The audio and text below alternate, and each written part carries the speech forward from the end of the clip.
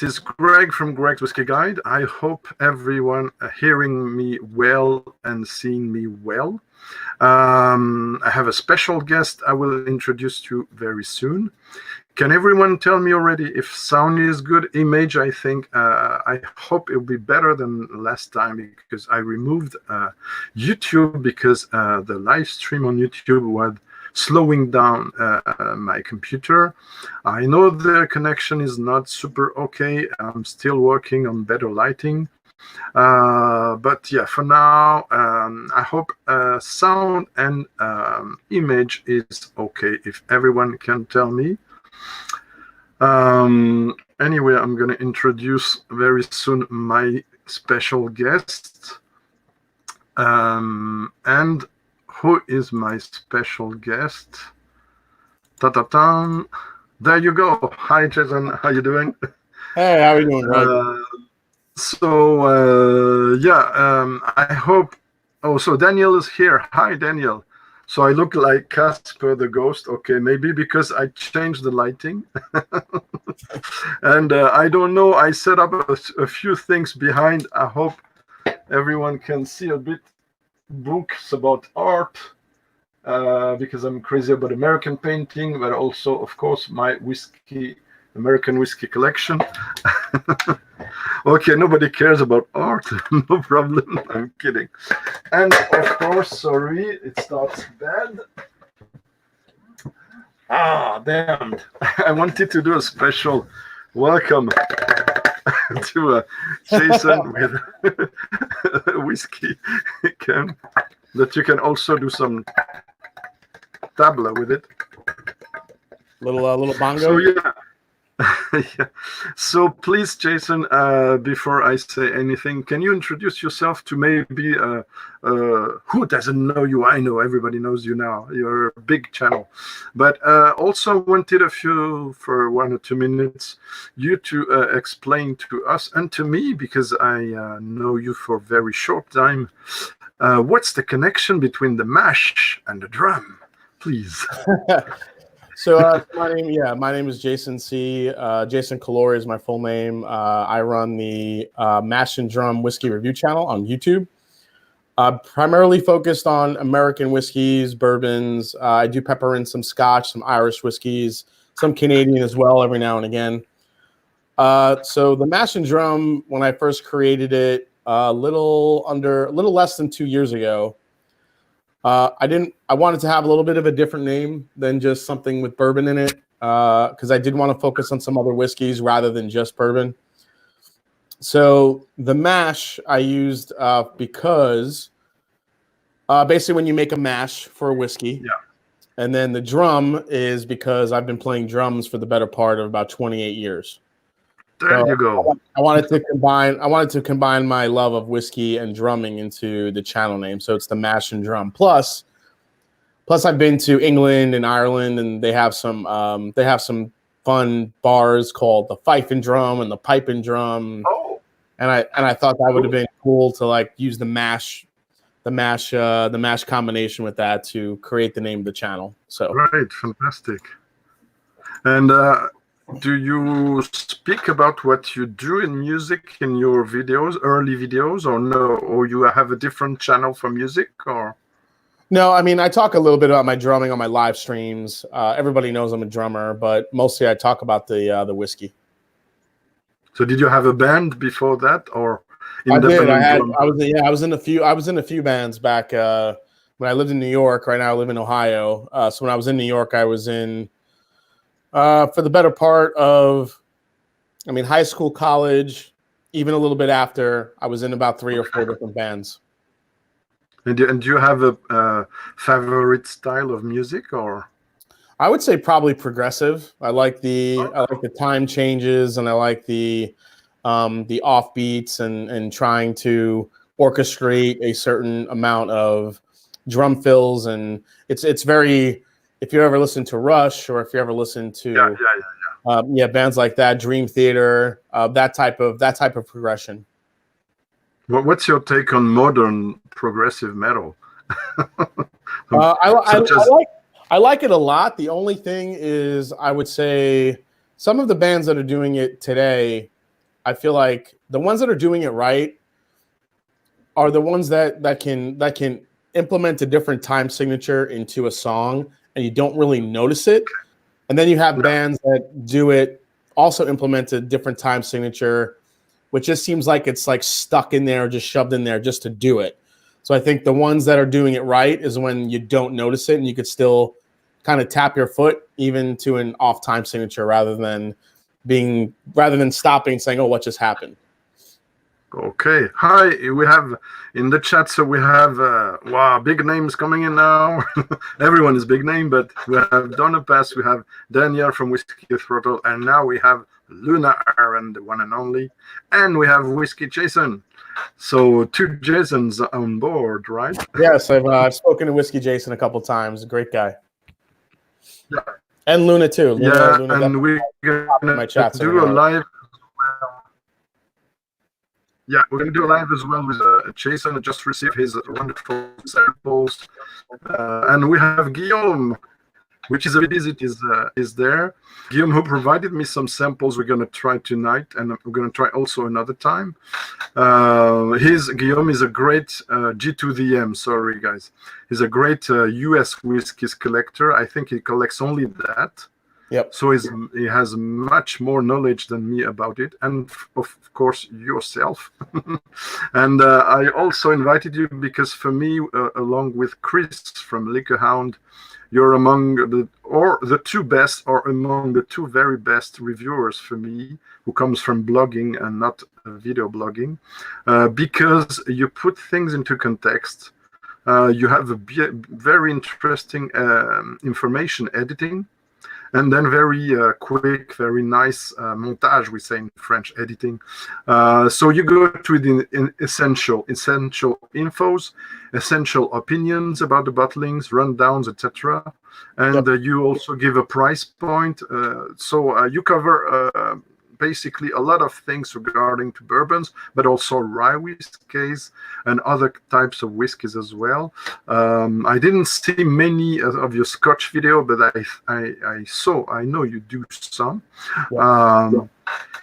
And before we go in further, we're gonna speak about what we have in the glass.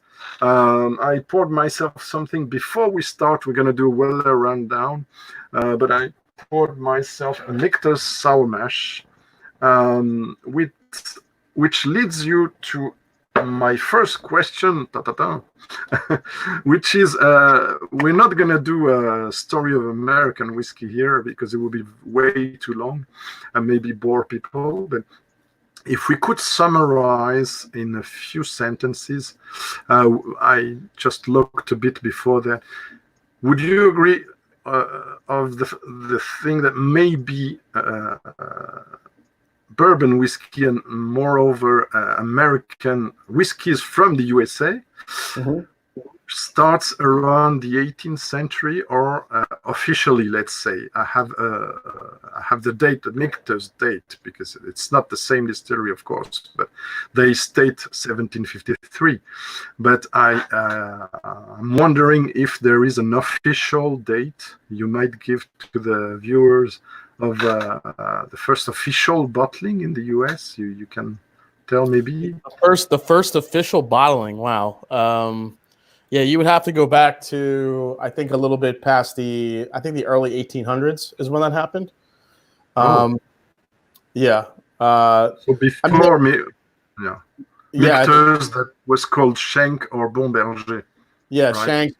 Shank's Bombergers was there. Also, you have to look all the way back to Brown Forman days too.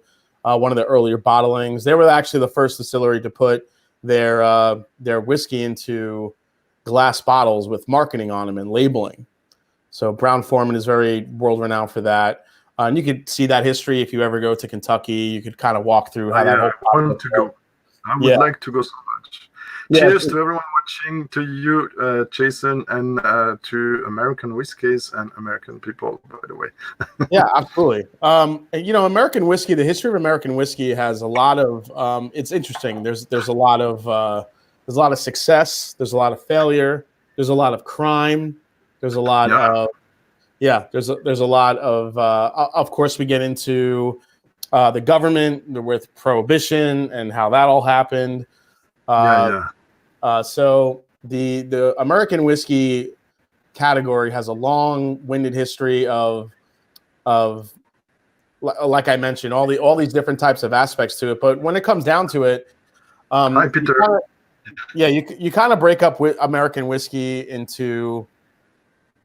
You always hear the line that most people think of bourbon right away, and all bourbon is whiskey, but not all whiskey is bourbon. So that's how you have to. That's an important point for our viewers. Yeah. And also, do you agree with the statement that whiskey from the United States, that were maybe not the United States, by the way, at this time, labeled as, come from, not from Kentucky, first off. They moved farmers moved to Kentucky because of the corn. It was better there. But Michter's states their whiskeys was first distilled under the Schenck name, John Schenck, in Pennsylvania. So can we state that the first whiskeys of the history of your country come from Pennsylvania, or is it another state that produced whiskey before? Well, it could have been. They say that George Washington, the first president of the United States, was actually the first master distiller. And he would make rye whiskey. So I mean, if you went back all the way back to then in history, George Washington was kind of the first master distiller. He made rye whiskey in the heart of Pennsylvania. Amazing. A lot of people followed thereafter. Then rye whiskey became very popular in Maryland. I mean, rye whiskey is even, I think the argument is rye whiskey is even older than bourbon was. Yeah, that's what I wanted to know. Thank you. Yeah. Well, so then it wasn't until a little bit after, probably around once we hit into the late 1800s, when the Indians introduced Americans to corn whiskey, and then what that can do and how to use corn. So once those two came together, I guess bourbon was born. I mean, the bourbon wasn't considered or named bourbon until about the it wasn't named America's native spirit until the 1960s. So it's like I said, it went through a lot of history. Thank you. Let me salute David Owen that has joined in this chat, as well as Meno Multimission. Hi guys. And yeah, we're trying to explain our love for whiskey, and also maybe make you discover things maybe you might not know, thanks to Jason's knowledge and experience. Another question I wanted to ask you about the American whiskeys is that regulation things that often I'm having contradictory informations on a regular basis, because it seems that things are not completely stated by regulations. And what I mean by that, I think we talked about this earlier on. When people, correct me if I'm wrong, when people say you have a straight bourbon, you have, or straight rye, or straight anything, you have to have 51% of this grain dominating the others, right? Yeah, so so some of the rules of bourbon, they call them the ABCs. So a whiskey is just a whiskey until you make it a bourbon. And to do that, you have letter A, which is American made. Bourbon has to be made in the United States. Some people think it's only you can only make it in Kentucky, but that is not the case. You can make bourbon anywhere in the continental United States. B is you have the barrel. For a whiskey to become a bourbon, it has to be made in America, and then it has to be aged in a brand new charred oak container. It can't be used barrel. So right now you're drinking sour mash whiskey. Yeah, which cannot. That was the. And because Tell us. it can't be called a bourbon because that particular whiskey is not made with 51% corn. It's a different type of grain ratio in that one. So, yeah, and even in that category, sour mash, is it the thing that you can add additives, or is it only in the American whiskey category? Because if you call it whiskey in America, you can add flavoring, you could add stuff to it. But if you're planning to make a bourbon, the minute you add flavoring to it, or any type of sugar, or any type of sweetener, or any type of additive, then it becomes a whiskey. Although we've seen some overlap there. It seems like that used to be more of a strict rule than what we're seeing now. We're seeing a lot of bourbons now that are finished in different types of casks. They're blended from different types of casks. There are additives sometimes that you see, and somehow bourbon still remains on the label. We're not sure if this is just an anomaly getting past the label system, but do you agree, if it's straight bourbon or straight rye or straight corn or anything, you won't have additives, right? Yeah, well, you could call it a bourbon. Straight is really only there to let you know it's been aged at least 2 years. 2 years. Otherwise, it can be 4 months, like Hudson did their first whiskey. Correct. So you can jump through the hurdles of doing 51% corn, brand new charred oak barrel. You can age it for about 30 seconds in a new charred oak container, and you could call it a bourbon, but you can't call it a straight bourbon.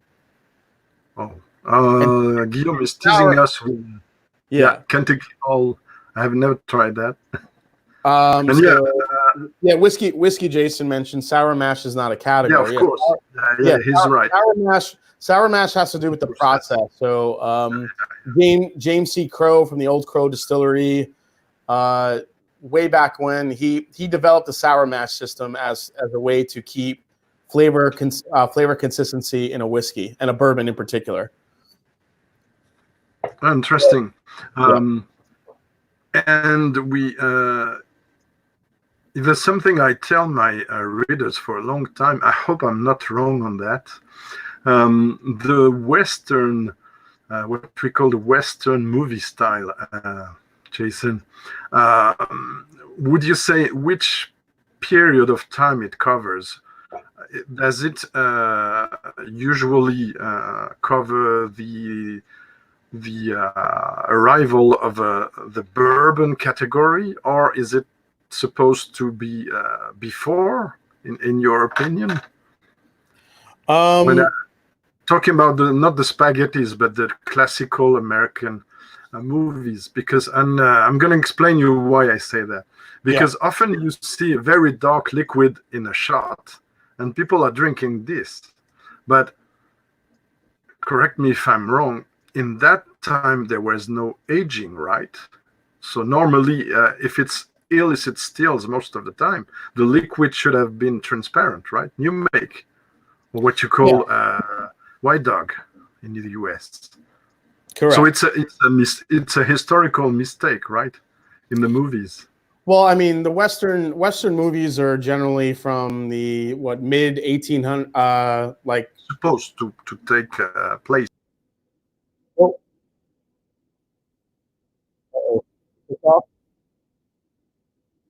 Where did Greg go? I think you turned yourself off, buddy. Everyone can see me here.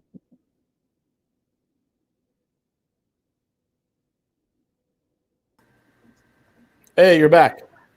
Oh, not from my screen, but oh my God. Okay, go ahead. Sorry. The Western movie time period is supposed to be from, I think, the mid 1700s to the 1800s. So, I mean, generally, there was some whiskey then. Now, whether or not it was aged or not aged, that I'm not really sure.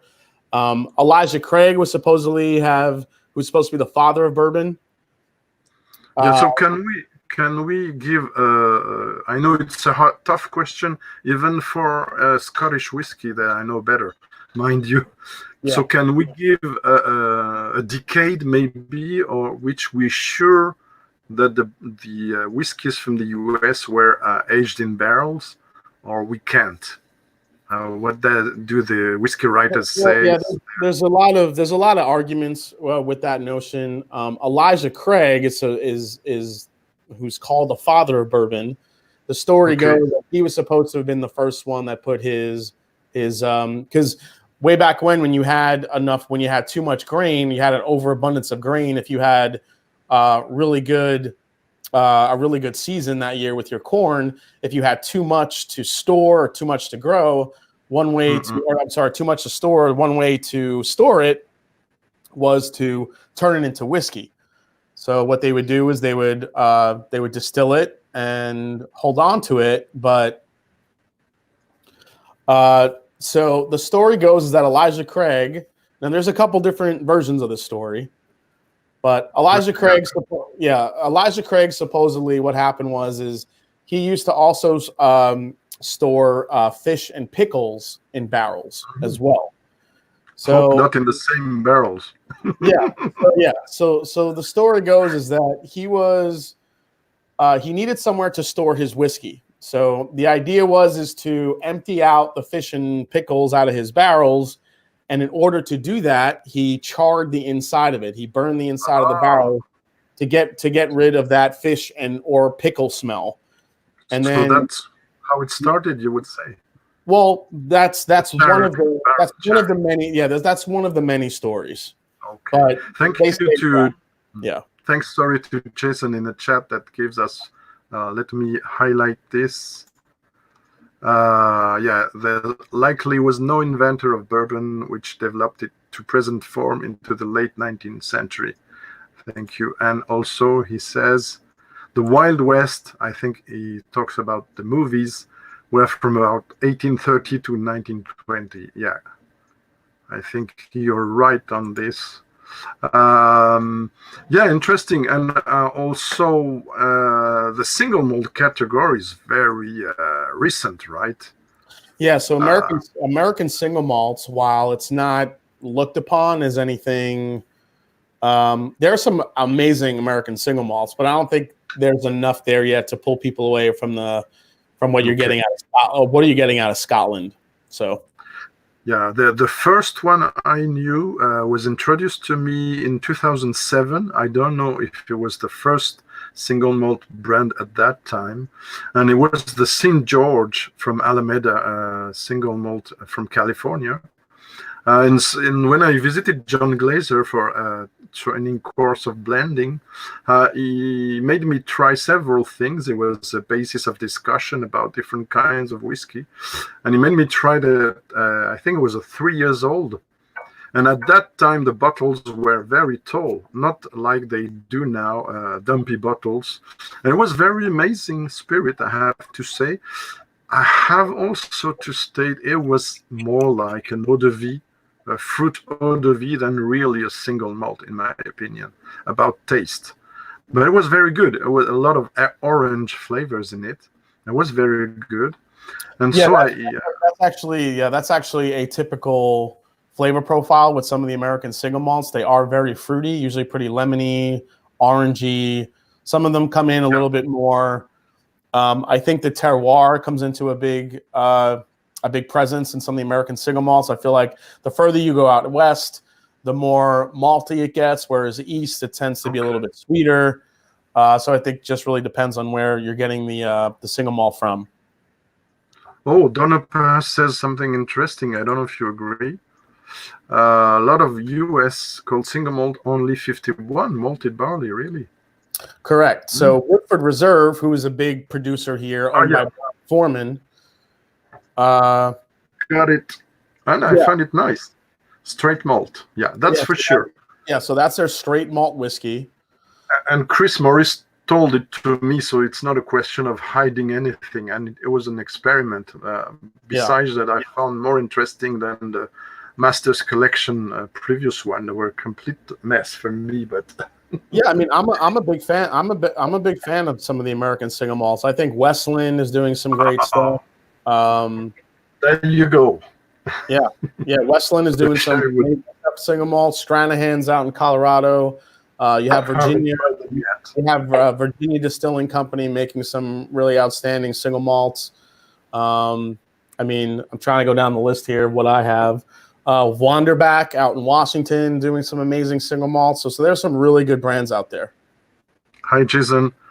Yeah, me too. And especially, I had a sample here, a bit hidden in the back of the American single malt Westland Winter 2016 edition. They sent me a few years ago. Absolutely amazing. I rated this very high, and it was a pitted plus sherry expression. I don't know if you tried it. Distillery exclusive, which is hard for us. Oh yeah, and Peter White in the chat is also mentioning Balcones. So a lot of the Texas distilleries are making some outstanding single malts, and Balcones. Yeah, Balcones is up there with some of the best ones I've had. So. Hi, Ebhead is there. Hi, Rolf. What's up, Ebhead? And yeah, couldn't not highlight our friend Luna. Another question, but I think I already asked it. Was it about? Sorry, I had hide. Well, just to give you the timeline, it was all the way back in 1789, where 1789 is supposedly when Elijah Craig opened that distillery and discovered bourbon. So, but like I said, there's no real truth to it. There's no real documentation or anyone that was there to make that exactly true. But that's the going story. Okay, so let's move on to proper testing now. Thank you so much for having those bottles while I have only the samples, so it's cooler for the viewers. And thanks again a lot to Guillaume, G2DM, and to Luna, because we're going to try your samples. And I think, what do you think on the antique, the 12 years old, and the special reserve at 40%? We should start with the special reserve, right? Start with the special reserve. Okay, let's go. So Weller, this is the Weller Special Reserve. So this is more of the entry proof into the wheated bourbon family. So wheated bourbon didn't come through until a little bit later after bourbon's creation, or until bourbon became bourbon. Back in 1840, which is when bourbon was declared a bourbon. Oh, okay. So after that, Pappy Van Winkle came along and named it, decided to, what was really William LaRue Weller. William LaRue Weller came along and he decided to, instead of making bourbon with their second dominant grain being rye, he decided, let's try to use wheat because it's a little bit of a softer grain. So that's where wheated bourbon came along. And because of that softness and because it was a little bit easier to sip, it became very, very sought after, and it grew. That specific type of bourbon, that category grew very rapidly. So Weller is also very popular because it's supposed to be the same juice, the same distillate that they use in the famous Pappy Van Winkle line of bourbons. But I hate what they say, poor Pappies. No, I don't agree now that I tasted these. So it's not really anywhere near a poor man's Pappy's, like what people call it. But because people that are uneducated or people that really don't know the differences, if you just knew how great Pappy Van Winkle was and you knew of the story and the lore around it, and you really didn't know what exactly this was or tasted like, you would grab this off the shelf no matter what price it was. So in that case, the Special Reserve is the entry level one where it comes in at only it's 90 proof. It's only about, they say it's between 6 to 9 years old. This one is 40%. Yeah, it's 40. So, I'm sorry, is it 40? I thought it was 90. No, it's 90 proof. It's 90 proof. So I have a lower one. Yours is 80 proof? Yeah, I think it's the one Luna found in Europe, so maybe that's why. Oh, maybe that's why. Yeah. And so something that it's not a criticism, but a constatation, a statement, not a statement. Sorry about my missing the correct word there. Yep. When I see many reviews of you and other people, there's something that strikes me is the difference of vocabulary between you all, and maybe it's a mistake of mine, I don't know, and many European commenters. There's some notes that almost none of you quotes, and I'm very surprised about that, especially with this kind of my weak experience. So apologies before anything. I get a lot of flowers there, to put a long story short, and I never see you guys mention the flowers. So is it me? Wear the nose? Or No, Weller. No, I could say that. Yeah, Weller is very floral. There is a very floral. When we do say it, we usually will use the term floral rather than flowers. Yeah. The Antique 107, when we move to this one, I think this one has the most powerful floral note out of all the Wellers. But we'll get into that. I think that has to do with the wheat aspect of it as well. Yeah, that's what struck me and got me very interested in those three, and was the charm of the Weller. But then, as we said in another chat, the time I got this sample, these things are on the market for a while, right? Those Wellers. Is it they've been on the market for a long time, but they are very hard to find in most places now because people do see it not only as a great budget bourbon, because they should be budget bourbons, but the markup on all of these bottles are usually pretty high because they have been labeled as baby Pappy Van Winkle. So yeah, but before that trend or crazy idea, I saw prices of $30, $40, and the equivalent at its core. Well, I mean, at its core, the Weller Special Reserve. This is a $26 bottle of bourbon. Oh my God!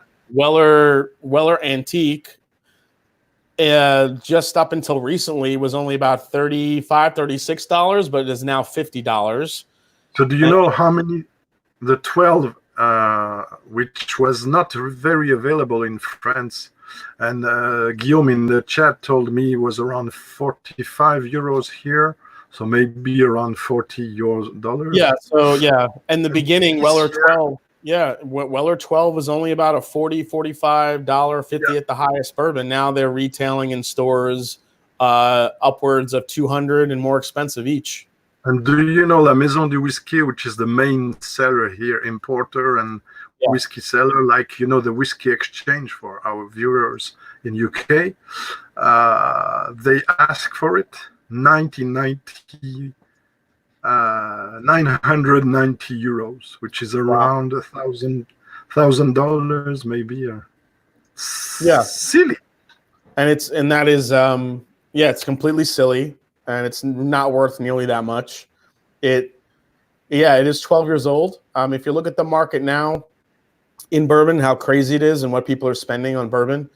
You know, if I were to create this, if I were to price this bottle where I think it would be in today's market, I'd say a 12-year-old bourbon, a Weller, a wheated bourbon that's 12 years old and 90 proof, I would say $100 would be probably a fair assessment given the market today. I have to say, it's my favorite of the three so far, but I'm going to retaste it with. But people have totally exceeded that with going up to 250, 300, and upwards of 500, and like you said, sometimes $1,000, which is insane. Crazy. Yeah. Whiskey Jason giving us interesting information. Yes, thank you so much. Glenmore before Prohibition was making wheat whiskey and some wheat instead of rye bourbon. The UD archive has some mash bills from Glenmore from the years 1905 to about 1918. Correct. Actually, Glenmore, what was the review I just did where Glenmore purchased? Sounds like a Scottish name, so maybe it was Scottish founder, or what do you say? I'm trying to go back to my last reviews. Glenmore, was it? Oh, it was. I know what it was. It was the Yeah, what's the people. name? Oh, Yellowstone. Oh, Yellowstone Yellowstone. bourbon. Yeah. It was one of my a good friend of mine who passed away. American one, his favorite bourbon, Yellowstone. I never tried that.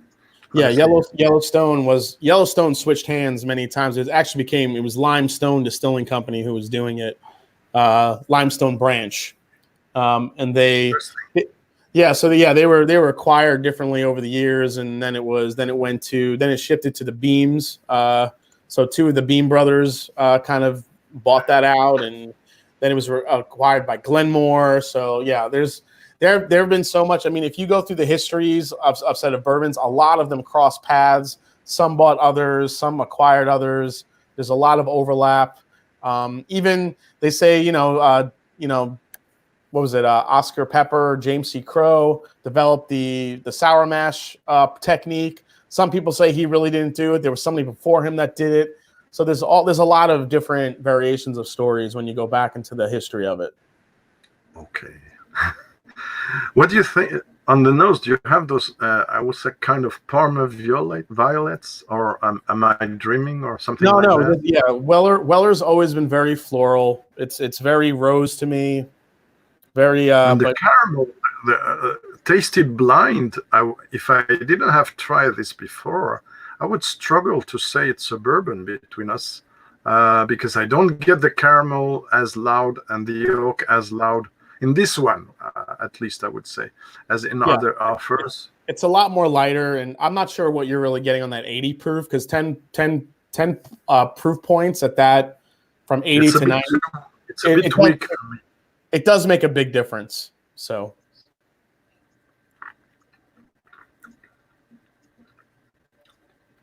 Cheers.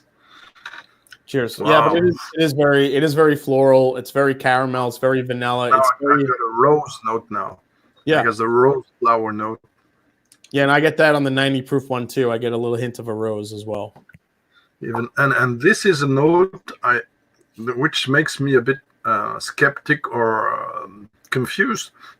This is a kind of note which I would have also with Canadian rye, when it's very concentrated, like lot 40 and stuff. So I'm surprised it comes from the wheat. Does this could come, in your opinion, from the rye rather than from the wheat? How much rye is in there? Do we know, or in this bourbon? Yeah, please. No, there's no rye in. No rye. Oh, no. Okay. Yeah. So the wheat substitutes the rye. Okay, so we have corn. Can we say we have first corn, then wheat, and then maybe malted barley or oat? Correct. Okay. Yeah. Buffalo Trace doesn't disclose what their mash bills are, but it's pretty high corn. There's supposed to be a good amount of wheat in there, and then you have the rest is malted barley. But in bourbon, you don't really use malted barley for any type of flavor. You're really using it for the enzymes to turn it into sugar to make it sweeter. Honestly, it's been a long time. I've been tasting whiskey for 20 years. Not as much American whiskeys from the US than the others, but at least 100 or more. I have the count somewhere. But my memories of the Pappy Van Winkles I've tried are too old now to tell you how much it is close to this, unfortunately. I tasted the 15, the 23. I've tasted one called Old Van Winkle you covered recently, which seemed to be different recipe. They're all the same recipe. They're just aged in different parts of the warehouses, and they're also different years. So Old Rip Van Winkle is a 10-year-old bourbon.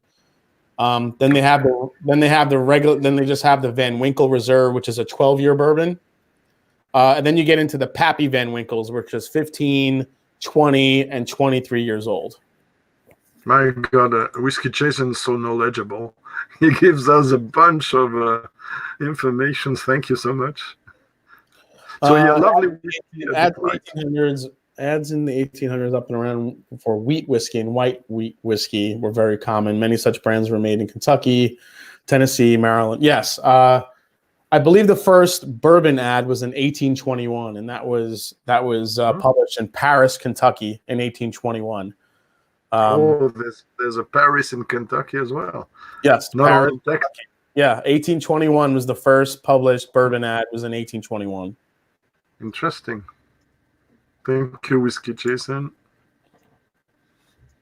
Yeah, pretty much a lovely whiskey, very floral, some kind of aperitif, I would say, a starter, rather than an after dinner. Absolutely. This is a bourbon that I've gotten some of my family. Well made. Yeah, I've gotten my family members into bourbon through this bottle. So, but I think yours must deliver a bit more because of the ABV. Yeah.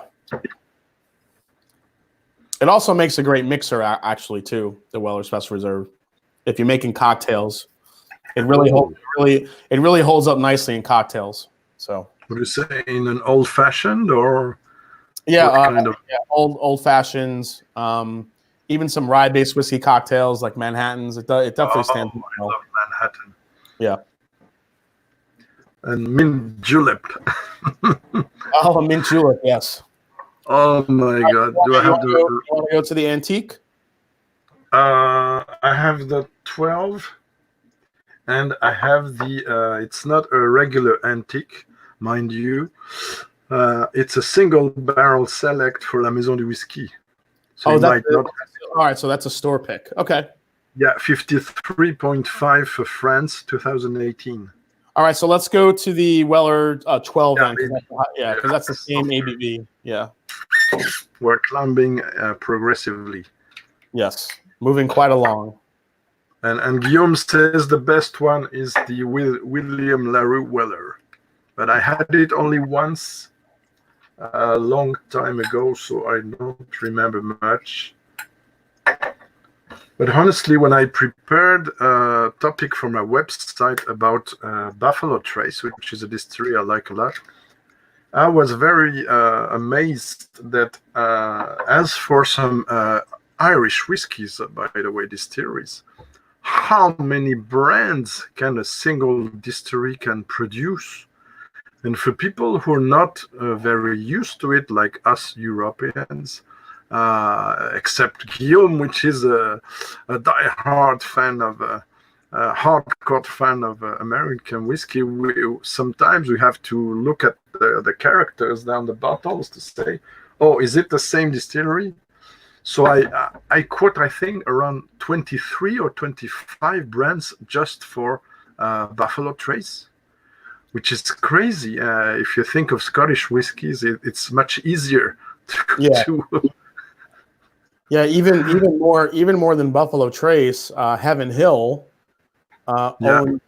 owns anywhere from, I think they're up to about 80 something brands now. I mean, it's crazy how many brands they own. I mean, it's oh yeah, I forgot to put out the larceny from my reserve. Yeah. I mean, if you see, so Elijah, so just to kind of go through the brands quickly, Heaven Hill owns Elijah Craig, Evan Williams, obviously just the regular Heaven Hill, Mellow Corn, McKenna, Henry McKenna, Pikesville Rye, Rittenhouse Rye. I mean, you could go down the line of how many brands they own. It's pretty crazy. Yeah, we answered that question, Luna, earlier on. Basically, Jason explained the regulations earlier on, so I don't know if there's something specific you wanted to know. We can ask Jason. It wasn't until 1840 when bourbon was declared bourbon. So now there was a separate rules in place for bottled and bond bourbon, which didn't happen until 1897, which was a different thing, and that was because people were trying to shortcut the system on bourbon, and people were getting sick and dying because people were making just white whiskey. They were making white dog, and they were putting all sorts of junk in it, like battery acid, tobacco. They were putting all sorts of stuff in it to make it look like it was aged when it really wasn't. So that's the reason that bottle in bond was invented as a category, or what's that? That's the reason why bottle in bond was invented as a category, or specifically regulated. It was a specific regulation based on these different people that were trying to undercut the system. They were so you had really good bourbon producers that were making quality whiskey and aging it appropriately.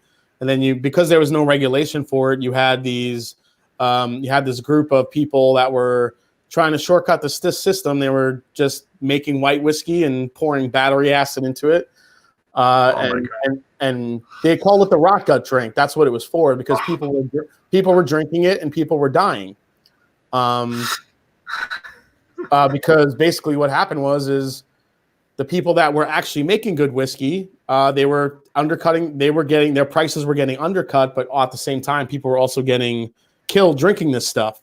So yeah, of course, like in India, they use methanol and So Colonel E.H. Taylor was he was probably the leader so he was the leader in creating the Bottle and Bond Act. So him and a bunch of other distillers got together to try to regulate the system, and that's where Bottle and Bond came along. And then with that also came another set of rules on top of the rules to create bourbon. So yeah, bottle in bond, basically, correct me if I'm wrong, 4 years old minimum, 50% ABV, 100 proof. Correct. Distilled, matured, and bottled in the distillery, at the distillery. Yeah, in a federally bonded warehouse by one master distiller. Oh, one only? Yep.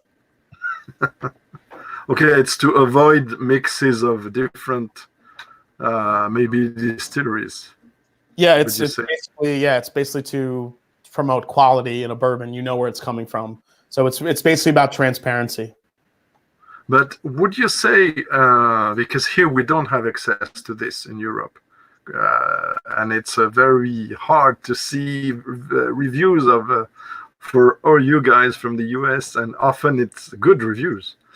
So would you say then if I visit the Kentucky distilleries and others from other states, of course, would it be the must-buy version, the expression, the bottle in bond, beyond any other bottling they have, or doesn't necessarily not mean it's the best or the most genuine from distillery? Tough question, maybe. You're talking about depends. You're talking about out of Kentucky? No. Let's stay in Kentucky to make it easier.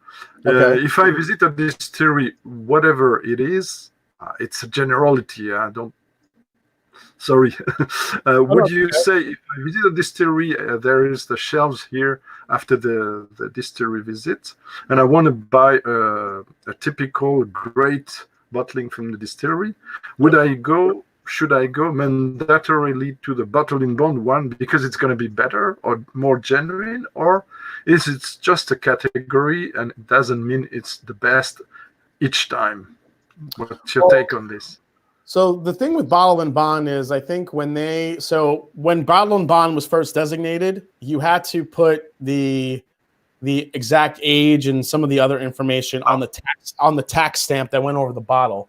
Let me see if I have one. Do I have one here? A Bottle and Bond? Let me see here. Hi, Swami from Malted in Montreal. Hi, Billy. Hi to everybody coming in. We're sipping a Weller 12 now. We're doing a Weller. Yeah. So here's a Bottle and Bond from Heaven Hill. This one's a bit controversial, right? It's a bit controversial. They don't have the tax stamp on here, and back when they first started it, the tax stamp gave you a lot of different information as far as what seasons it was distilled. So you knew exactly how old it was. Also, it told you exactly where it was from, the distiller, the distillery, everything that you needed to know. At a certain point in more recent history, that you didn't have to be that informational on your tax stamps. So once that got stripped, you know, bottled in bond, I think, became a little bit more of a novelty rather than a mark of quality. I mean, it still is a mark of quality in my eyes, but I feel like unless it's stated on the bottle, you only know it's about 4 years old at least. There's only a handful of bottles which will actually call out on the bottle that it's 7 years old, like this one does. Okay. I have a bottled in bond up there that's 14 years old that says it on the bottle, nice and big and loud. But a lot of the younger ones don't have that. You know, it's about 4 years old. They're 100 proof. What's really good is that you're gonna get a good quality bourbon for the price. Most bottled in bond bourbons are like Evan Williams bottled in bond, you can get for about 17, 18, sometimes $20. Okay, so what you say is not mandatory the best, but often good value, right? Absolutely. For the most part. Yeah. And those guys in the chat, some of the guys talking about Irish whiskey's development that's growing a lot now, which leads me to a question which is not Irish, sorry guys. Chill filtering. How is about chill filtering in the US whiskeys? We don't talk about this often. I wish more distilleries would do chill filtering. So mostly don't do. You would say that it's mostly do. A lot of them mostly do chill filter. Bourbons. They do use it. They do use it as a marketing term sometimes, as they'll say it on the bottle, nice and loud, non-chill filtered, which is highly appreciated. As you know, non-chill filtering keeps all. I always equate it to making like green beans with bacon, and then you put it in the refrigerator, and then all the fat rises to the top. Good. You scrape all that fat out, and then you just kind of left with what you have. That's what happens. Good analogy. That's what happens when you chill filter it. When you do non-chill filtering, all that fat and congeners and all that stays in the whiskey and all those extra flavors. And those Wellers, for instance, are they chill filtered? Probably. Yes, they are chill filtered. The only one that's not chill filtered is this one,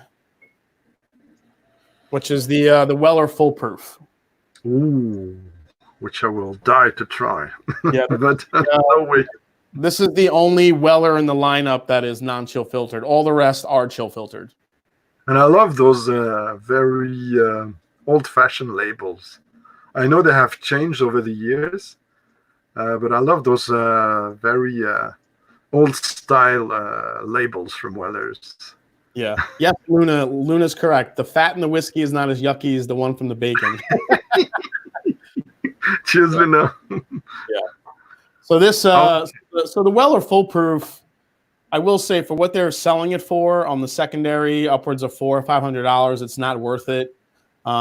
If you can get one though for retail, which is about 50, 60, sometimes I would even pay $100 for this because it is, as far as texture, mouthfeel, flavor, I didn't want to like it that much, but it is a very big step above these three.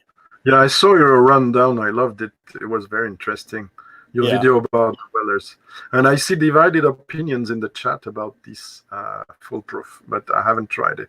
So we're on the 12 now. We do as we can, me especially. So yeah, more oak, I would say, more less, a bit subdued in the flowers on the nose. Yeah, this more is vanilla. This has a lot more barrel influence in here. There's a lot of vanilla. There's a lot of caramel. You're going to get a little bit of that barrel char in there. It's not. And there's a note. Yeah, and there's a note I call solventi, but it's not pejorative. And for me, it's typical of some bourbons, but also some cognacs, mind you, which is the distillate, the way it's made and cut. Yeah, I could see a cognac note in there a little bit. But I love this one really. It's slightly fruity, which is a good. It's a good indication of a good wheated bourbon. Yeah, some kind of prunes, a plump, if you like in English. It's so sexy. I don't know if you agree with that. It's the floral thing. It smells perfume. Yeah, it smells velvety, which is a good way to put. Yeah, And you could, put some in your under your Yeah, exactly. Yeah, put a little bit of money. the ladies mostly.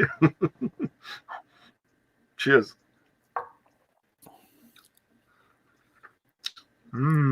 Yeah. Silk. Yeah, and I think if Weller 12 was 50 or 60 bucks, it'd be a great bourbon to buy at that price. But the way it is now here at $200, $250, $300, it's not nearly worth that. And I would say the same thing for the Pappy Van Winkles too. Those are in upwards of about $1,000, $1,500. The 23 I've seen for upwards of $4,000 or $5,000. I mean, they're just not worth anywhere near that type of money. They're just not. Yeah. And I know you stated that in your country, the Blanton's Gold Edition, which I love, has also risen to an unreasonable price now, right? And one of your latest videos, you talked about that. Yeah. People, please watch. It's an interesting one another time, but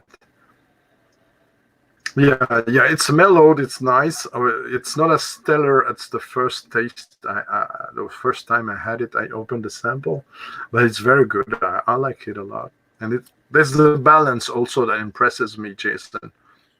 Yeah, every now and again, too, you get a little bit of a chocolate note in there too, a little milk chocolate. It's a sweeter chocolate. So what Whiskey Jason says? 1938 for new barrels. So originally, bourbon was only supposed to be aged in new American oak barrels. They took that distinguishable factor away. Now it just has to be a new charred oak container. It doesn't have to be specifically American oak. Yes, but there is this that's almost out of regulation, right? The double oaked Woodford. Well, double oak. Yeah, so that's where it gets. Now you're moving into the place where things are getting tricky within the bourbon world, and when you come into finishing. So that's still considered a bourbon. You're just putting it in a second barrel for about another year to give another. So that barrel is toasted and then charred. That Woodford Reserve does to give it an extra sweetness from that second barreling. It stays in that barrel for almost a year, and then it's bottled. Now, yeah, but for instance, it's more oaky than when Jack Daniel's does the double chill filtering, charcoal filtering. Sorry. Yeah, but and that's of course. But that's charcoal filtering. That's not putting it in another barrel. It's a different type of finishing process. And that's the thing. It's tricky. People think that if you go in a second barrel and you finish it, whether it be a rum cask, a sherry cask, whatever it may be, French wine cask, Cabernet. If you do that, some people say that then it ceases to become a bourbon. It shouldn't be still the Legend. Do that. Would you say the Legend is still a bourbon, in your opinion? Legion to me was not a bourbon because of because they took two different parcels of whiskey, sherry, non-sherry, and then kind of blended that together. I don't know if you could still call that a bourbon. It was a little controversial, but really the only regulation that they have is for on the front of the label. You have to stipulate exactly what your whiskey was finished in, and then you could still call it a bourbon. But some people disagree with that. I don't remember because I only had a sample. Does it state bourbon on the front label, Jason? For that one? Yeah, Legion does say bourbon on the front. Yep. But not straight. Doesn't make I don't remember. I'm sure it says straight bourbon on it. I'm not exactly. Yeah, because I think there was some older. Yeah, there was older whiskey in there that was at least 2 years old. Interesting. But it was the fact that it was aged primarily in sherry casks and then blended with straight bourbon, which is what kind of made the uprise of people saying it's not a bourbon. And then the wine cask, red wine cask that. Correct. Yep. The Japanese master blender likes to play with that also in Yamazaki. Yep. Distiller's Reserve expression, which I'm not very fond of. I'm very picky about red wine finishes. If it's well made, in my opinion, the distillate still comes through. which is typical notes. If it's not well done, the wine is dominating, and then why this distillery and not this one? It doesn't make sense for me. Yeah, but it's trendy, very trendy. Oh, what do you take on this one, Jason? It's a bottle Jim Beam 12 Signature Craft, 12 years old. It's a bottle that I struggled with until it got here, and now I found it wonderful. yeah, and that's going to happen with a lot of bourbons. It's very much like Scotch in that way, where it gets down about halfway, and it changes a little bit. This one is 43. Luna's asking, why do I always get kind of a glue label remover note from almost all bourbon I drink? Yeah, it's what I say, the solvent part. But I couldn't state where does it come from. We don't have Don Livermore here to explain us the chemicals. Yeah, I think when you get that bitterness to go along with the alcohol, I think that has to do with the oak. Because sometimes you get that a little bit more often than not in some bourbons, and I think that's why some people are very drawn to Buffalo Trace. Buffalo Trace, for whatever reason, I don't know how they do it. I think the secret in their sauce is the sweetness that they pull from their barrels. They just have a very distinct sweetness profile where things from Buffalo Trace just seem a little bit sweeter than everyone else's, and I think that's why everyone loves it so much. Yeah, I mean, I don't get a lot of solvent notes from most bourbons, but I would agree with Jason Coates. I really only get it on the really young stuff or the stuff on the bottom shelf that's not aged well. Talking about age, Jason, what's your take on the older bourbons? Which in the beginning I thought it would be completely oaky and undrinkable until I tried a 23 and 25 years old bourbon that was really stunning, but. So even with these great variations of temperature, right, from I don't know which the minimum will be in the Kentucky. I know it's worse in Texas, more variations.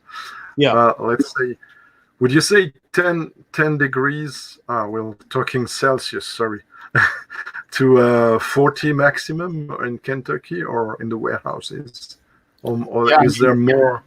You have shifts from 10 degrees below zero all the way up to over 100 degrees, depending on your summer and your winters. I mean, it could be that drastic. It's not always the case, but whiskeys that go through and bourbons that go through that sort of temperature variation seem to have more interesting flavor profiles.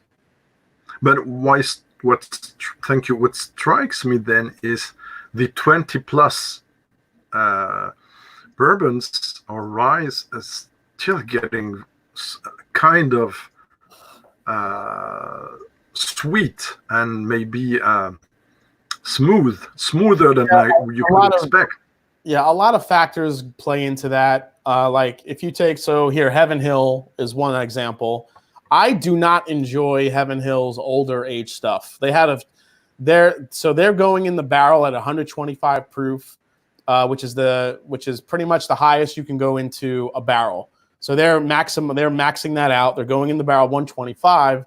So when their stuff is aging over time, I had their special 27-year-old Heaven Hill special collector's bottle, and it just literally tasted like a barrel. There wasn't a lot of nuance to it. Would you say that for the Elliot Craig 18 years old as well? Or? Yeah, Elijah Craig 18 can get that way sometimes. I'm just not a fan. I think I like up to about 12, 13 years old for Heaven Hill. And I think after that, their stuff gets a little bit too oaky just for me. Yeah, we must not forget what Jason states here. Of course, there's a difference because it's in continuous chill, right? Yeah, bourbons are usually not made with a pot still. So, yeah, usually when bourbons are made with a pot still, it's usually the craft distillers are doing that more so now. And you pulled out Woodford Reserve. Woodford Reserve is 3 pot stills they use. Yeah, they use pot stills, but they're also blending with column still whiskey used from Old Forester to create their bourbons. So you're getting I didn't know that. So you're getting a mix of pot still and you're getting a mix of column still within their bourbons. Because they're highlighting more their pot stills, right? It's more romantic. Yeah, exactly. And everything, all their marketing when you go to the distillery is really centered all around their pot stills if you kind of go and walk around there. But it's tricky, Jason, if they use column still and don't state it. Well, no, I mean, nowadays they love to say that they use pot stills because it's a sexier type of. Look at this label here, John J. Bowman. So John J. Bowman is a Virginia whiskey maker. Oh. And basically what this is sourced whiskey from Buffalo Trace. Supposedly it's mash bill 2, so that's the same whiskey that goes into Blanton's, same whiskey that goes into Elmer T. Lee. So what they do is they buy the white dog, or the white, and what they do is they bring it to Virginia, they distill it a third time through a pot still, and then they age it in Virginia. That's how they get away with calling it a Virginia whiskey. So it's another kind of second work as Whistle Pig, for instance, or the same process. Is Whistle Pig entirely, for instance, matured in Canada, in Alberta, or it's a thing I couldn't have answered? Yeah, they're starting to make their own stuff, like most of the breweries are. They're starting to catch up, but all of their 10, 12-year stuff is coming from, most of it's coming out of Canada. Yeah. So it's just bottled in Vermont. That's right. It's not matured in Vermont. Some of it, some of the finishing I think they do in Vermont. Yeah, the finishing, but the regular 100% rye is but it's not stated entirely, but at least they state it comes from Alberta. Yeah, so Luna Aaron says I found a which is honest in a way.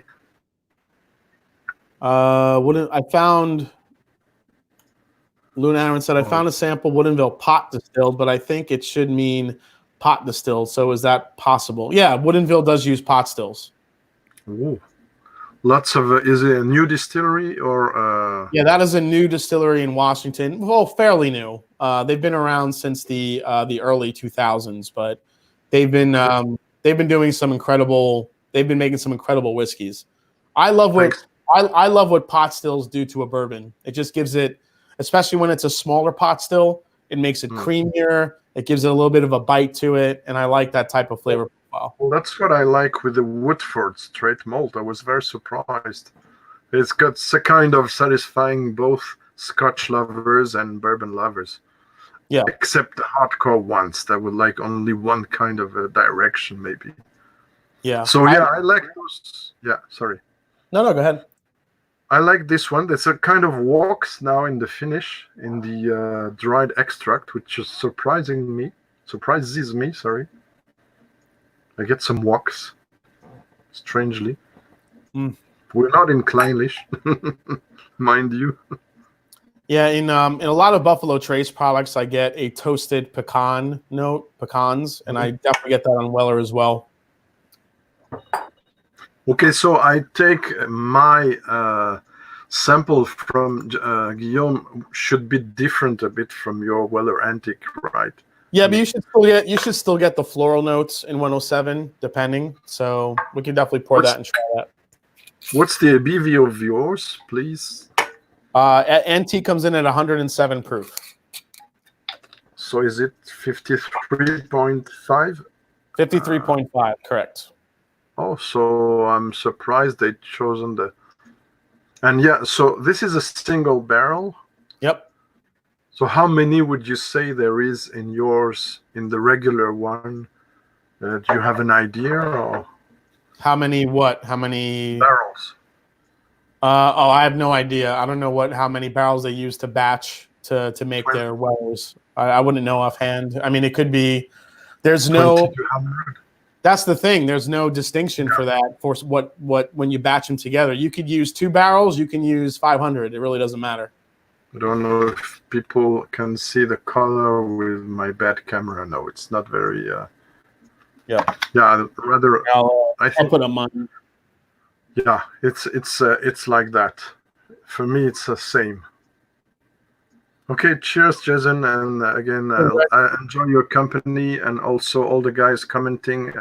That's fantastic, and I wonder if Jason from Germany doesn't have a whole Google special bourbon screen before it because it's so knowledgeable.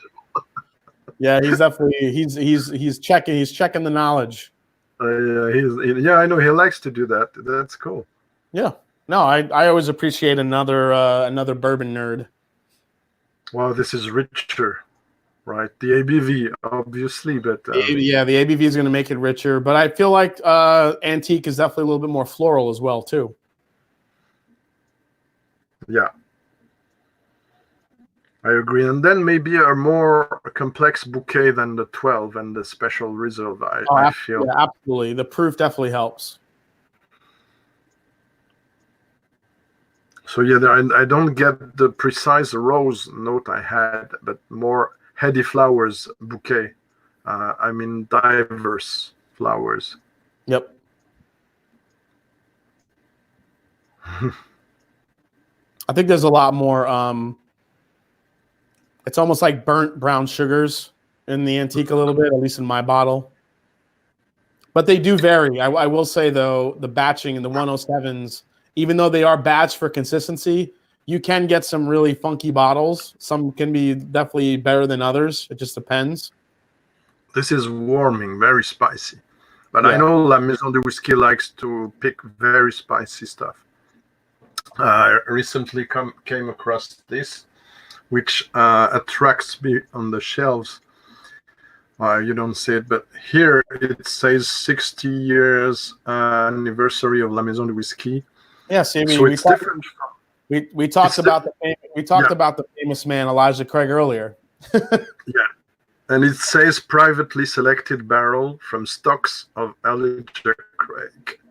Yeah, so it's different. So here in the United States, picks like that are wildly popular.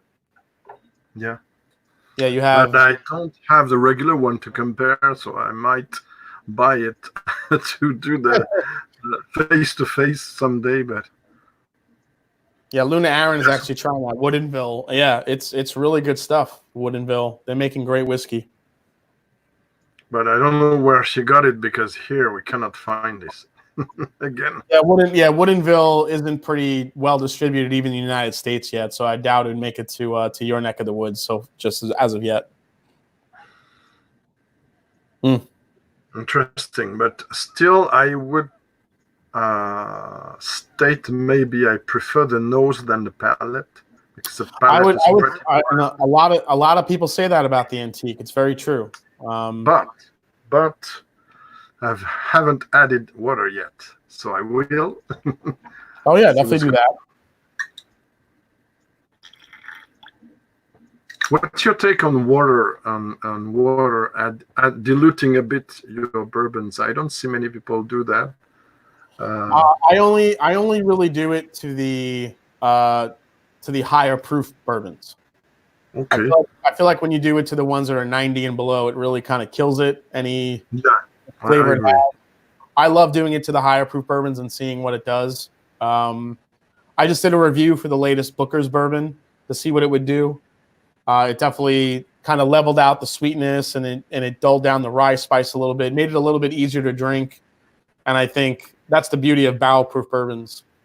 I might agree with Daniel, but have to investigate more. Although what he's saying is I absolutely agree with him. The old Elijah Craig 12-year was way better than the NA. Excuse me, way better than the NAS that they have now.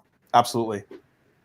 How far is the age difference, according to you, Jason, between those two, the NAS and the 12? Is it really a big gap? Yeah, it's a pretty big gap. I would say the NAS. Usually all the distilleries that went NAS on some of their core product lines are in between the 6 to 9 years old mark. The Elijah Craig barrel proof, though, as Jason Coates points out, still has a nice big 12-year-old age statement on the side of the bottle. So the barrel proof Elijah Craig, which in my opinion is the best value in bourbon today, is 12 years old still. Yeah, it's 12 years I old. got it there on the shelves. Yeah, I see that one right above your left shoulder there. Yep. This is again a store pick at 67.4 from 2015, I think. Yeah, I got some old stuff, if I may say. No, I have. And I have a bottle of that one too, which is right here. Oh, really? From a French market? It's not a French pick, but it's the old style barrel proof. This is 139.4 proof. Ooh. So it is very, very. It's amazing stuff. Well, I had once the opportunity to choose between bottles that were, how to say it very shortly, the possibility to buy them from a retailer that has passed away, and a friend of his has some big boxes. He didn't know what to do, so he said, I'm not a super passionate guy about whiskey, so I can sell you with a bargain those, and those. And I hesitated between Scotch and bourbons, and I had to say I almost regret, because it is. You will tell me if it was worthy. About 50 euros were asked for this. I think it's probably the same, but it was from 20 years ago. Old Grandad 117, but it was an old bottle. 117. Yeah. 117. How much did you pay for that? I didn't, because I chose a rare Scotch instead, but it was 50 euros. It was proposed at 50. Some of those old. I have an old bottle of Old Grandad. It's not that old, but mine is from the late 70s, and it's delicious stuff. Okay, so I'm gonna know now. It's a more recent one from Guillaume.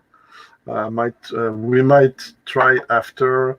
We can go also at Colonel E.H. Taylor Barrel Proof from 2019. What do you have else? We'll see. Because we're already 1 hour 16 minutes, so I probably have another maybe 15 minutes I could stay on. Ooh, okay, tell me. Okay, so now I have water in this one. Okay. What do you like it better or with the water? The nose is surprisingly a bit lowered in intensity. Yeah. Surprisingly, I know it's paradoxal, but yeah, I think you have Old Grandad 114 is what you emailed me. I think it's 114, not 117. Oh, it's a mistake on the label. Oh, okay. You're right. Yeah. Reading the label. Apologies. But I surprised you. I had that bottle right here, which is the Old Grandad 114. Ooh, nice.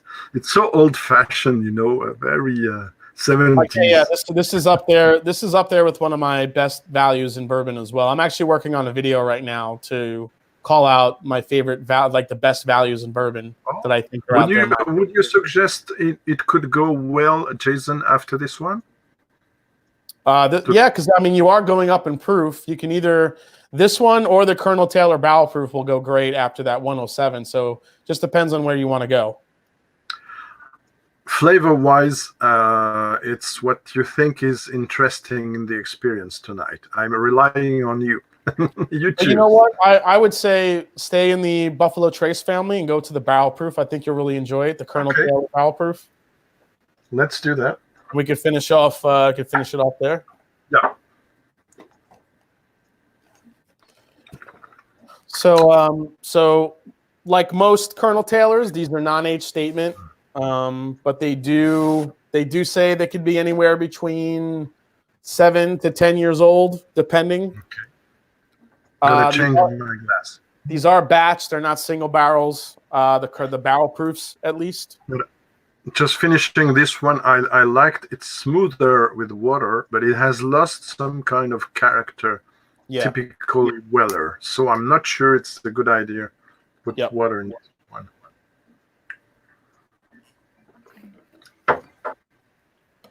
Oh, so I don't know if we have the same, Jason. The sample I have is from 2019, 64.65 ABV, which means for you, US people, 129.3.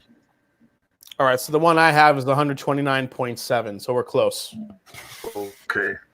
Well, is it from last year's as well? I think the one you have is 2019. The one I'm pouring is 2018. So. Okay. But you tried both, right? Yes, I have both bottles. I have both bottles, yeah. So for me, it's first time, so I'm gonna take notes carefully. Another day, I enjoy it, my friend. At the same time, cheers. Cheers. And cheers to all our readers. Thank you for following us. Yeah, this is just the nose on that to me just reminds me of cinnamon and apple pie. Okay. Apple pie and cinnamon. Do you think it needs a minute or two in the glass, breathing, or? I mean, I think maybe for yours, mine's pretty much halfway down the bottle, Yeah, so I can mine right is a scent. right now. Yeah. What do you guys say in the chat? He's onto something. I prefer Stag Junior to ACVP. Jack Daniel Barrel Proof. Oh yeah, sometimes it's wonderful. Stag Junior is cheaper. Stag Junior is cheaper than Jack Daniel's Barrel Proof.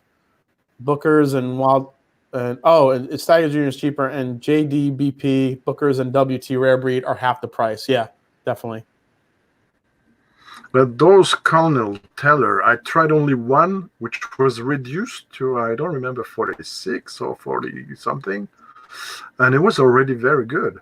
So we have reduced versions and cast strength ones. Mm-hmm.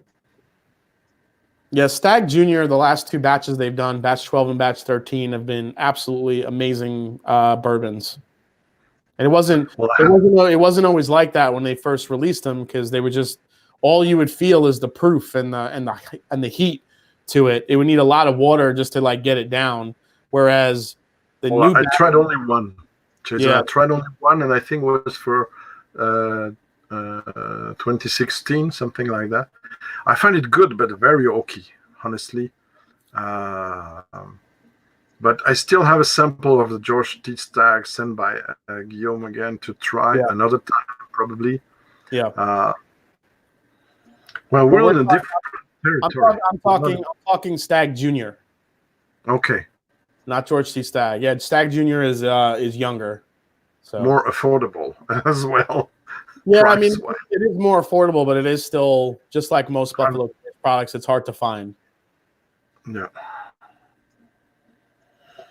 I see what you mean. I got a cinnamon. I got the baked apple, stewed apple, if you like.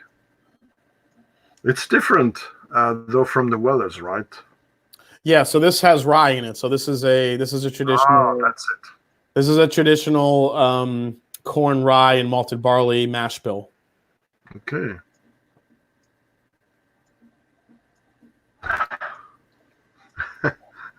I love Luna. Stop buying is not an option. Well, it depends on the budget, but if I look around me, yeah, I know. I'm with you, Luna. Nice nose.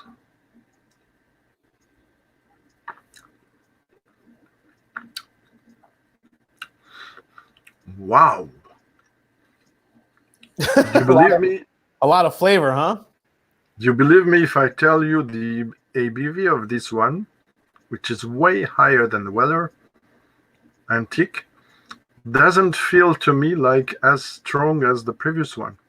Yeah, and there are some bourbons that can do that. Some drink hotter than others. Some will drink easier than others.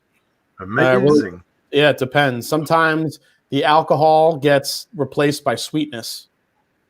This is beautifully balanced, my friend. Oh my God, this is great. Yeah, that's a beautiful bourbon. Ooh, the vanilla, the apples, maybe some pears as well. some I light. always felt like there was some apple peel in there too. It was almost like a waxy Yeah, type, velvety texture to it. a slight sourness, but it's not annoying. It's Yeah. just maybe cider apples, but just I feel like it's Granny Smith apple if I had to choose an apple. yeah, right. You're spot on. Yeah. But also golden apples, traditional yellow apples. I mean, a mix of different kinds of apples. It's complexity that makes Yeah, complexity. it's very complex. It's fruity. It's spicy. Mm. It's everything you want in a bourbon that's barrel proof like this. And the price tag of this, please, in your country. Retail, you're looking at $85, $90, but most stores will have this upwards around $200, $250. And selling quick, right? I guess. It sells very fast. Yeah, as soon as it hits the market, it's gone. So. Wow. Now, well, Daniel says we should. Welsh Toro says we should try it with some water, but honestly, this one seems drinkable without.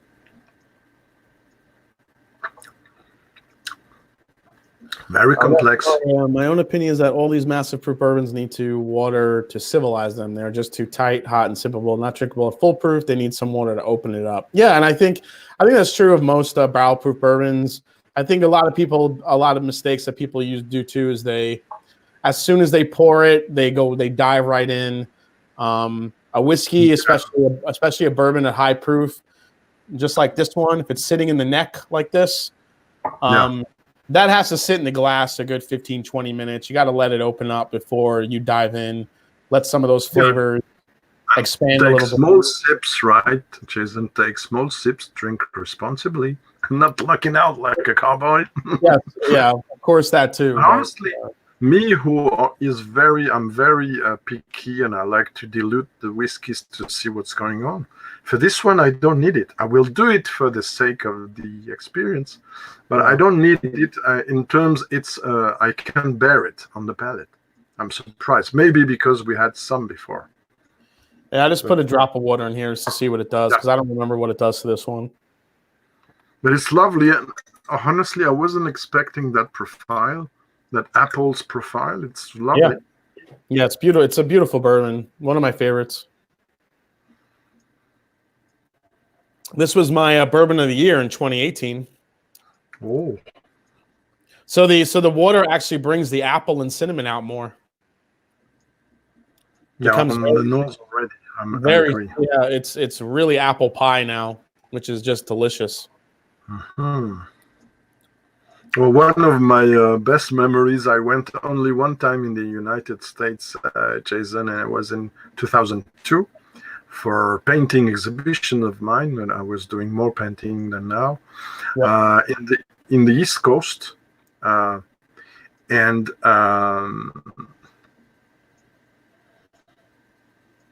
yeah, I recall my first experience. If I try to recall my first experience in bourbon, I think it was a Maker's Mark around year 2000. Oh yeah. I mean, listen, I'm not a big fan of Maker's Mark, although their RC7 release that they did this year was very impressive. I really enjoyed that one a lot. But I generally don't lean towards Maker's Mark. I'm just not a fan of their flavor profile. But recently, me too. Yeah, I have to say, I didn't bought any for a long time. I do like what they're doing with their stave experiments and the different woods and how they're seasoning the whiskeys with different types of wood staves to create different flavor profiles. I think that's very interesting. So, sorry to interrupt you. I had another question to ask you before we finish, and we enjoy completely our. What's your take on this, which I bought because I had a bargain? The Chicago distillery from Dry Fly called the fact it's straight triticale. I'm sure you know what it is. Aged 3 years, 45% ABV.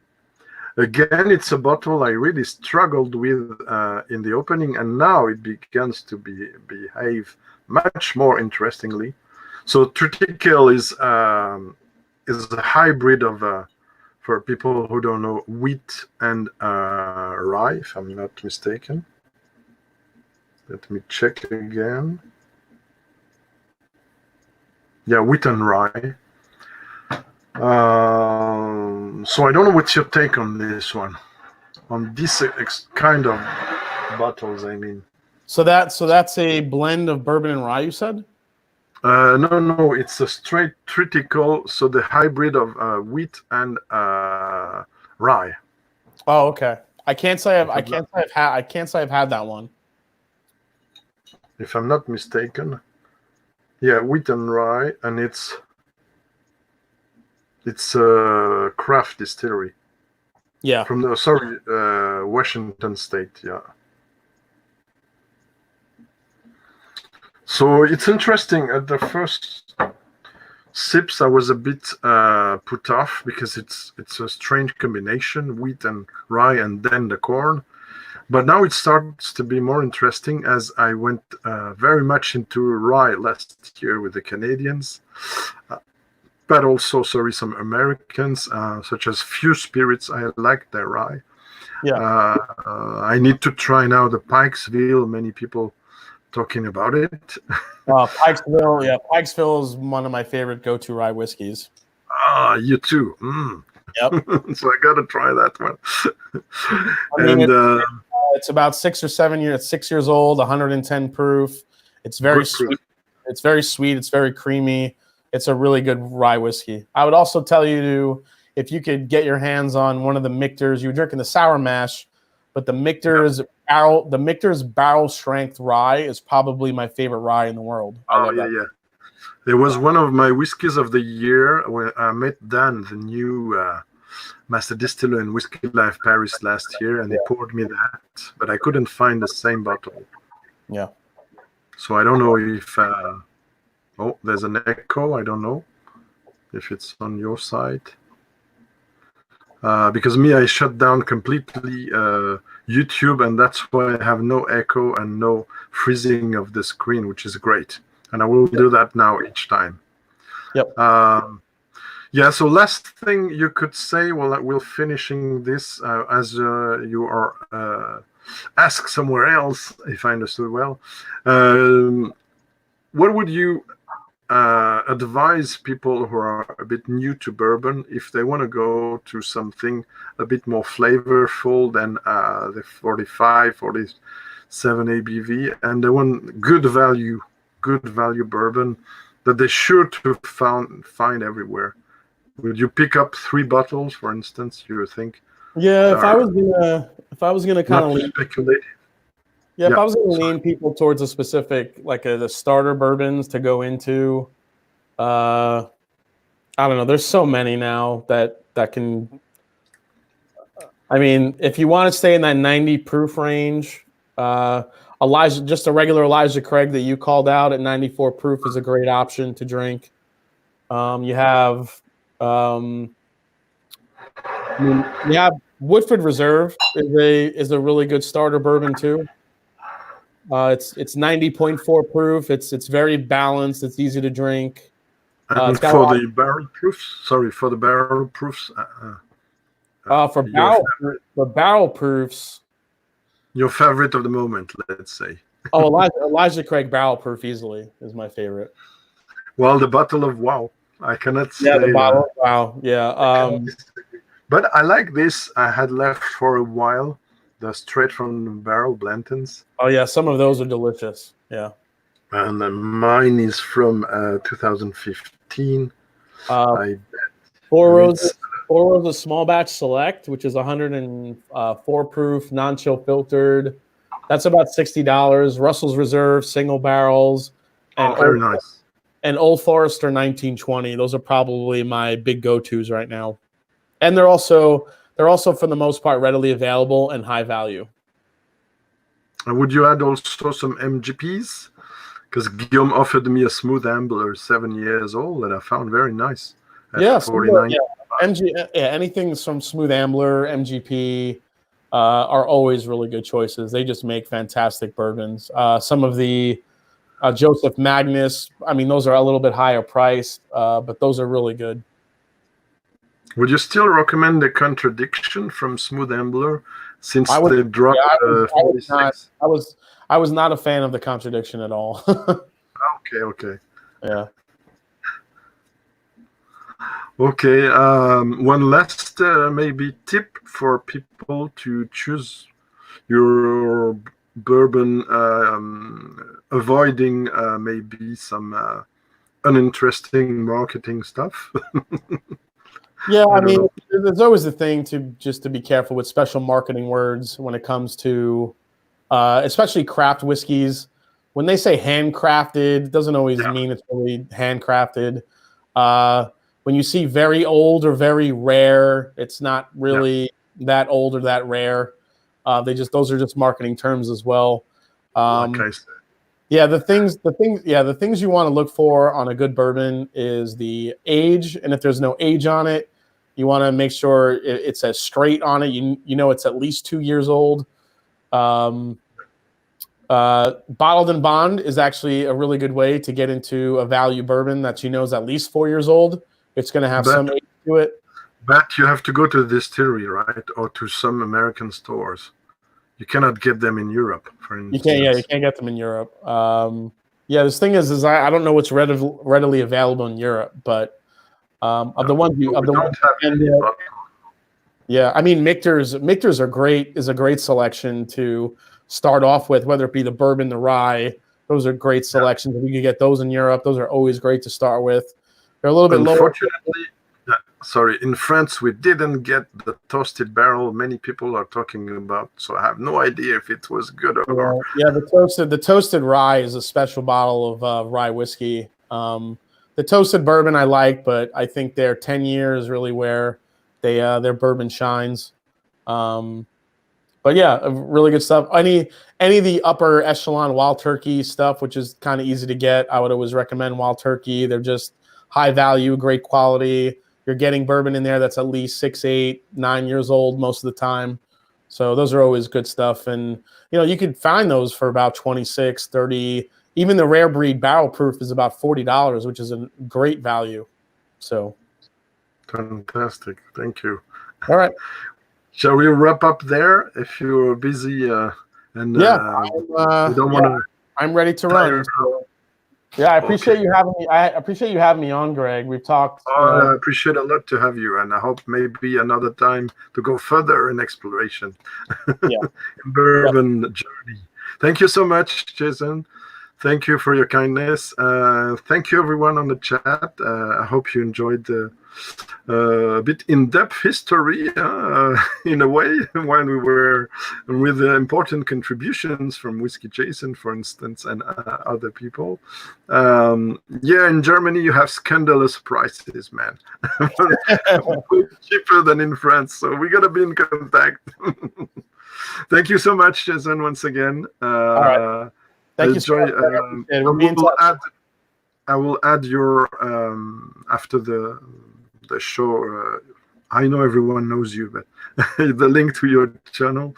I appreciate it. And hope to see you. And please have a look. If you don't know this guy, have a look on his wonderful channel. Study of a lot of whiskeys that often are worthy and worth exploring. So thank you so much, Jason, once again. Take care. Avoid the coronavirus, everyone. Yeah. And see you. Cheers. Au revoir. Merci beaucoup. Bye bye.